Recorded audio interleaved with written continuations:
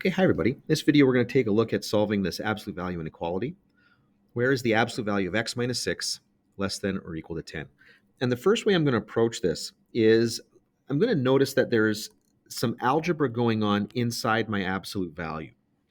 But it's happening inside. So for the time being, I'm going to kind of ignore that. I'm just going to pretend that that's a. And I'm going to solve, first of all, where is the absolute value of a less than or equal to 10? And so, what this means, remember, the absolute value is asking what values are at a distance away from the origin that is less than or equal to 10 units away. Now, it doesn't matter what direction I'm going.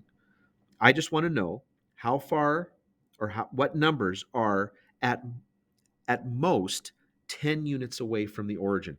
And that's going to be when A is in between negative 10 and 10. Any number you pick inside that little domain there, those numbers are going to be less than 10 away from the origin.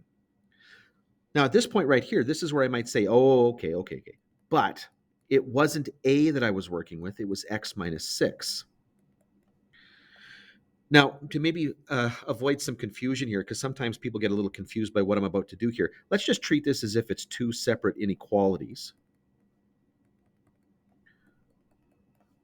And now let's bring the 6 over. So we're going to add 6 to both sides. So negative 10 plus 6 is going to be negative 4. And then over here, I'm going to bring that 6 over, and then 10 plus that 6 is going to be 16. So here, I have that x is going to be greater than or equal to negative 4. X has got to be less than or equal to 16. Now, these have to both happen simultaneously. Okay, I broke these things up here, but my initial notation up here indicates that they have to happen simultaneously. So this is like an and. This is and. This is true, and this has to be true.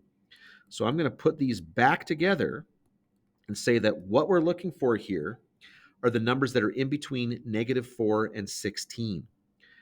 And if you write that in interval notation, that's going to be negative 4 to 16, hard brackets on both because we are including both endpoints. Now, another way that you might look at that is you might looked at this and said, okay, once I got this solution right here, I noticed that what I'm seeing inside that set of parentheses is actually a translation of 6 units to the right.